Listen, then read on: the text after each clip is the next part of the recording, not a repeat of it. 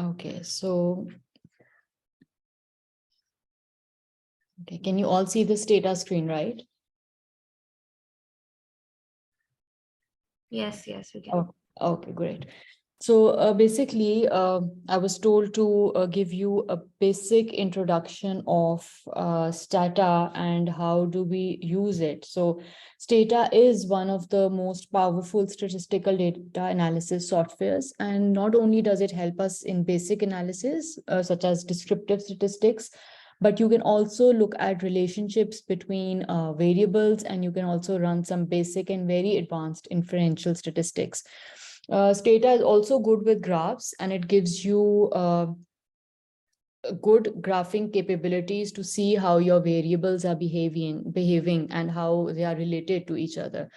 So in this session, basically, we will be introduced to a few of the basic tasks that can be done, such as opening a data set, investigating the contents of the data, using some descriptive statistics, and we'll see if we have time left. We'll also do some graphs. So the first thing that I would like to show you is the interface. So basically, if you look at the screen at the top bar, you will see the title bar. So it says Stata. So it tells me which version I'm using. So as you can see, I'm using Stata 16.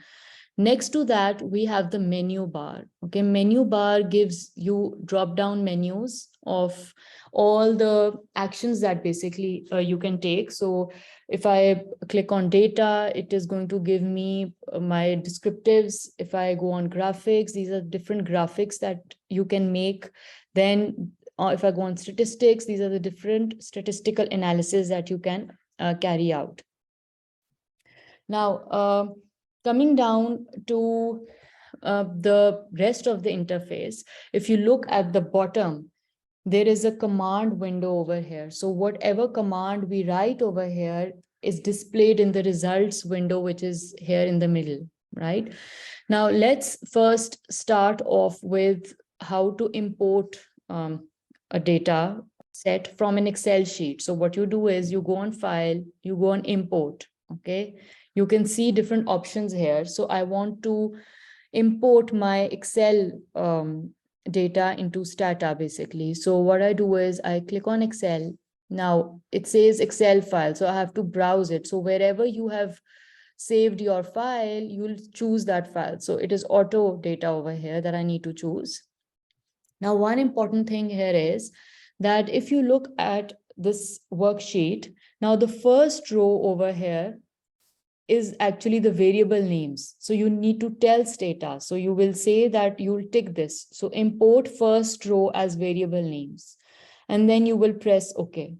Now, this gives you and tells you that data has been imported. So this is the result window. It says that I have imported my Excel sheet from this folder into my Stata. Now, if you look at the left-hand side, this is called the review window.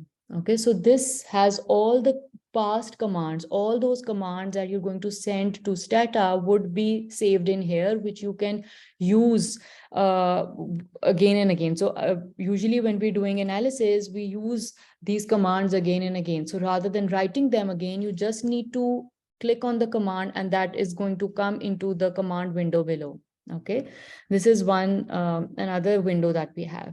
Then if you look at the right hand side, right top corner, you'll see a window which has the variables. So these are all the variables that I have in my data set, basically. And below this is the properties for each of these variables. So if you look here, the first variable that you have is make, right? Now, what we can do is we can give labels. So whenever we put a variable in Stata, we cannot put spaces in between, right? So if you say this is headroom, I need no space in between the variables either. Otherwise, it doesn't read it as a variable correctly. So if I look at the first variable and if I look at the properties, okay, so over here, you must have seen that this has been locked. Okay, if I unlock it, I will be able to make changes in it. Now, I don't want to change the name of the variable, that is fine, but I need to change the description. So what is make? Okay, so make over here is basically the make and model of the car. Okay, so the data set I'm using over here, this data set is from Stata's database of different data sets. So what Stata does is it has some example data sets, and I've taken this data set from Stata. And what is the data about? The data is about vintage 1978 automobiles which were sold in the United States. Okay, so now when I look at the make over here, make is actually the model of the car. Okay, then the other thing that we need to have here is, if we look at the second variable, this is price. So price of the car. Okay, so we can, so this, the label over here will be price. Now, as I make the changes here, you will see here that in the result window, we have the commands that are coming in here are being labeled over here as well. Okay, so there are two ways of doing it. Either you do it directly over here, or you are going to write the command. So if I want to change the label for the third variable, which is my mileage, basically. So if I just write label, variable, MPG, and then in inverted commas, I give the label that I want it to take. So mileage, MPG. Oh, okay. So there's an error here. So I've misspelled the variable. So that is why. Okay. So this, so over here, if you see the mileage, the label has been changed. So we can do this for all of the variables. And this is how you create labels in Stata. Okay, so what I'm going to do is I'm going to clear this data, and I'm going to use the data that they've already made changes in. Okay, so rather than doing it one by one, to waste our time. So just to let you know, whenever you want to open up another data set, you need to first clear out the first one. So if you just write type clear here, you'll enter, and the right hand side, all the variables have gone. Okay, this means that the data set is no longer available over here in this Stata right now. So what I want to do is I'm going to open up the same data set from Stata, but the only thing here is that, okay, so this data set now already has all the labels. Okay, so rather than wasting time that I make each label with in front of you, so this already has all the labels done for you. Now let's look at another thing over here. So if you look at, so we've looked at the main windows. We have the result window, we have the command window, we have the review window, and then we have the variable window. Okay. If you look at this top bar over here, these are shortcuts. Okay. So I have one of the shortcuts that I have is for browsing my data. Now, if you see here, I've opened my data browser. Okay. The first variable, so all the columns represent the different variables that we have, okay? And the rows represent the observations that I have within.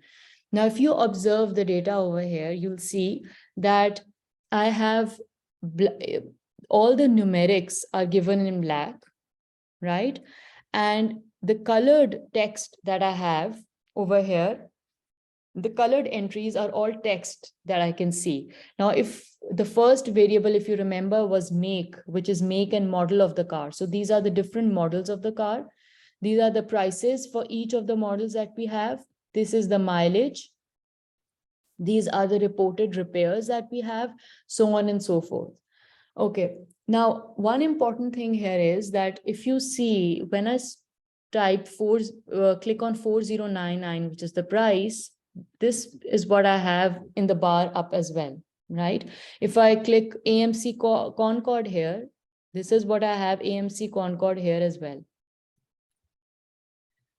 So this shows me, but for the variable foreign, what is happening? If I click on domestic, what do I have over here? I have a number 0. Okay, so this means that this foreign variable over here is a special type of a variable, which we are going to discuss in a while. So I just first want you to see that this is how your browser window looks like. So browser window just gives you the first outlook of what your data is basically.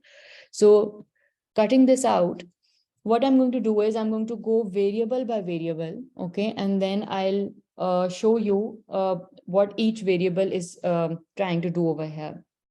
Now, if you look at the first one, make. So the label says that it is make and model. Then the type over here that you have says that this is a string variable. So str stands for string. And what does string data type? So this is a storage. So this means that the variable is stored as a string. And what does string mean? Basically, string are variables that Stata does not treat as numeric. Okay, so as you saw in the data browser as well, your string variable, you have text over here rather than numerics. Then the second variable that we have is price. Okay, the label is price for the car, and the storage type is an integer. So since this is a numeric value, we store it as integer. Then mileage. So mileage, again, storage type is going to be integer. The same goes for repair record. So the number of repairs that are recorded basically. So all of these are come as integers because they are numbers. Now looking at the foreign type over here. Now, if you look here, foreign variable is actually the car type. So the in this data set, they say that the car can be of two types. One is domestic and the other is foreign. Okay. Now, what they do here is they give a value label to the a variable foreign, which means that if I show you here, okay, so tabulate, we use it to see basically what my variable comprises of. Okay, so over here you see that foreign is divided into domestic and foreign. The percentage of domestic cars are 70% in the data, and the percentage of foreign cars are 30% in the data. Okay, so if I use the same thing, okay, and I say that I don't want the label here, so no label. This means that if you remember in your browser, when I clicked on domestic here, okay, you had the number 0 here. Yes, is everybody following? Are there any questions? Okay, so when I have domestic here, this means that domestic has a value of 0. Okay, and if you remember, foreign had a value of 1. This is what is happening in the data as well. What they've done here is, if I use the label, then it comes as domestic and it comes as foreign. If I don't use the label, then Stata takes it as numerical values, and it says that domestic is for 0 and foreign is for 1. If you see, the percentages are the same. So domestic is 70% and foreign is 30%. Here as well, domestic is 0, which is 70%, and foreign is 1, which is 30%. So these type of variables are stored as byte. So they are no longer integer variables, and they're not string variables as well. Okay, so we will come back to this and I'll let you know how they've generated it. For now, I'm going to move on to seeing how we are going to read the data basically. Okay, so the first command that I'm going to do with you right now is to describe your data. So if I write describe, okay, now this gives me the entire description of your data. If you look at the top line over here, this basically tells me where this data is stored on the computer. Okay, then it tells me that there are 74 observations in the entire data. The variables that I have are 12. So these are 12 variables that I have. And this is basically, this tells me the description of the data. And this is when this data was last saved. Okay, so now if you look here, the variable name. So basically variable name gives me all the variable list of variables that I have. The storage type. So remember I told you that there are different types of storage. So storage type basically tells Stata how that variable would be saved and how they have to use it. So make, if you remember, was a string variable because it was in text. And the rest of them are integers. The foreign variable is no longer a string variable, although it comes as domestic and foreign when I open my browser, okay, but it has been given labels basically. So this is this command that is going to tell us the main description of your data. Another way that we can check the descriptives is by the summarize command. Okay, if we look at the summarize command, okay, this is going to give me the idea that what are the mean and standard deviations of my variables. So if you look in here, the make variable doesn't have, it has 0 observations. Why? Because it is actually a string variable. Okay, so it has no numerical observations. Therefore, we have a 0 over here. Then it says that on average, the price of a car is $6,165. The mileage per, on average, the mileage of the car is 21 miles per gallon, and so on and so forth.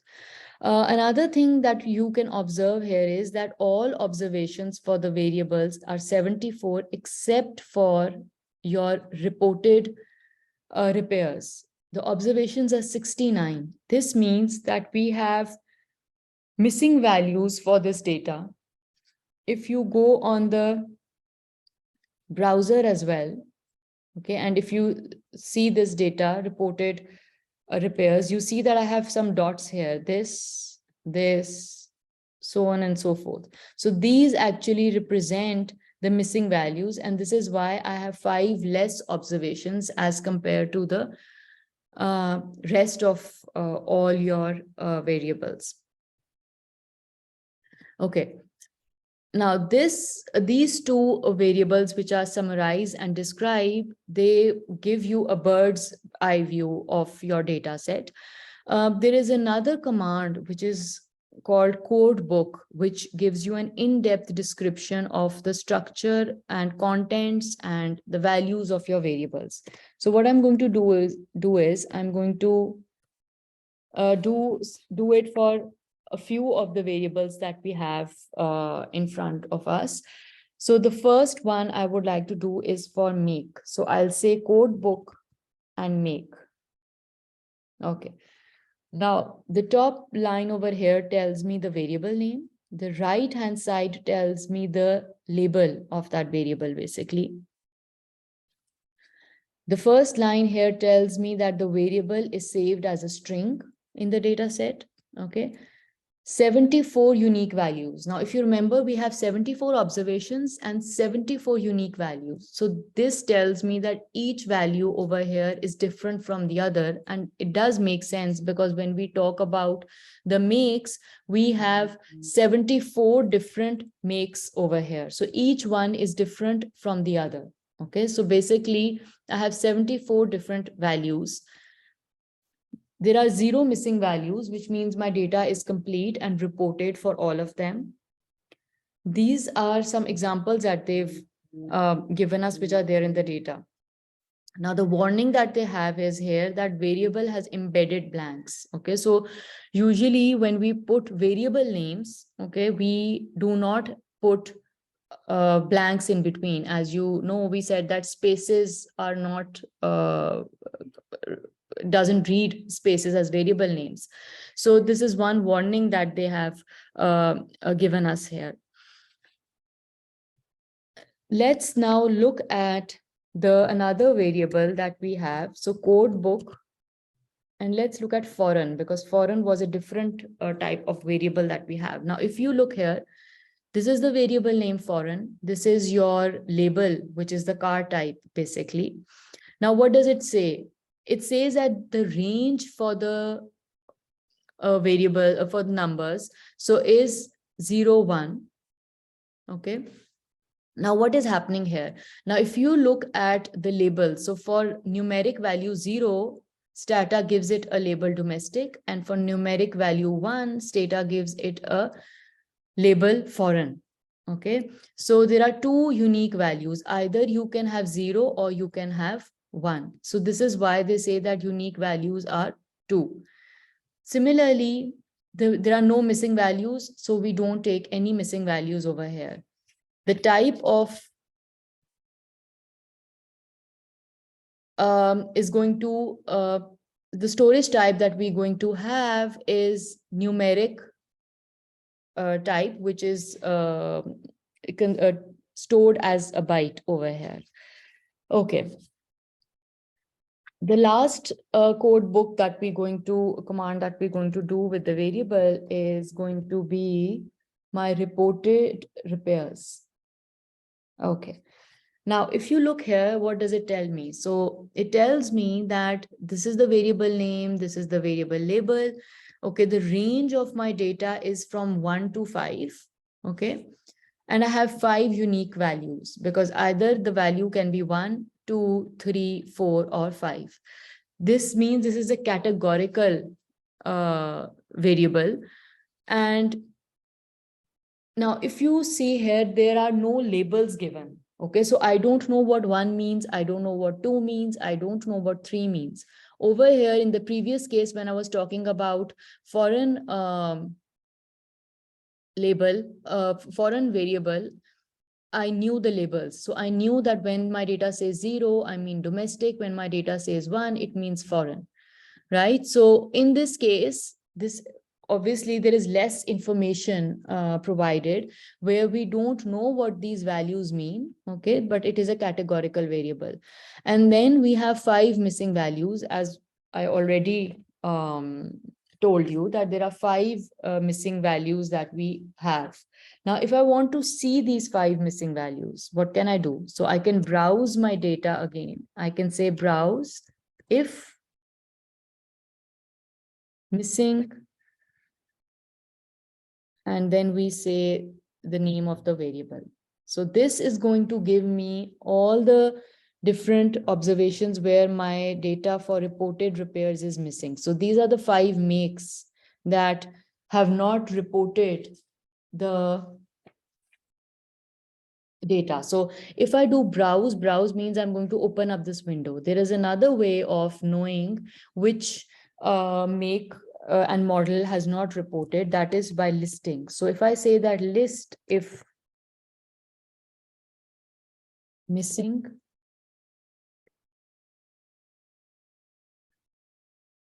$78. Okay.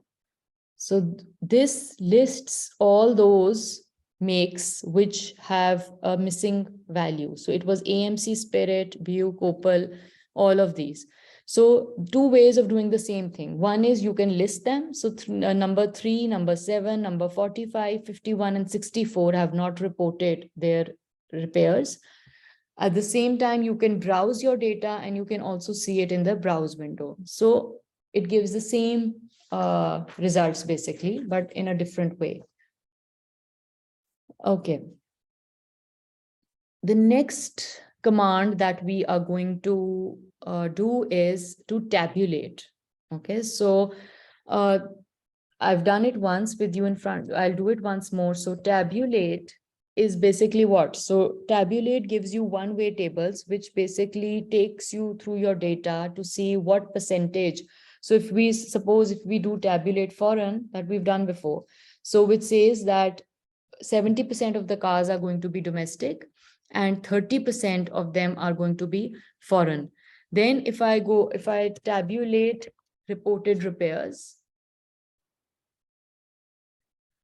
okay, so it tells me that 3% of the cars have 1, then almost 44% of the data have reported repairs 3, and then 26% have reported repairs 4, and so on and so forth.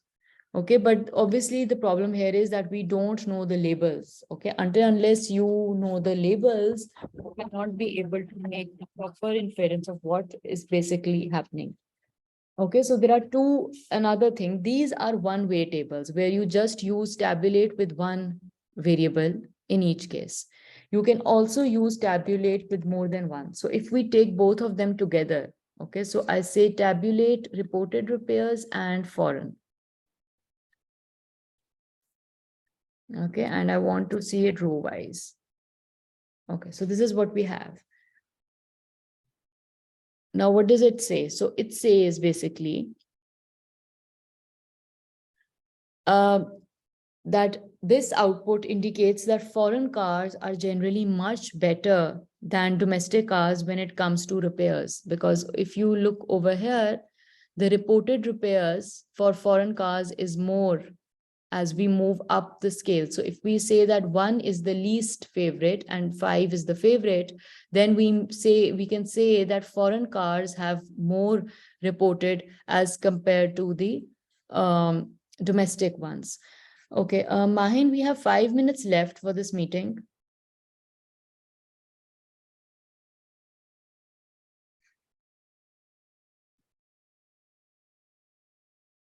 No, ma'am, it's 10 minutes. Because it says We are left with 10 minutes. it says 4 minutes left on my, because I'm the host, so it's giving me the time. Yeah, it's no problem. I will restart it again, ma'am. Okay, you will restart it again. Okay, that's fine. So should we restart it again and then I'll move on to the next thing? Yeah, okay, that's fine. Okay, Let me end it. okay. Everyone, please join again.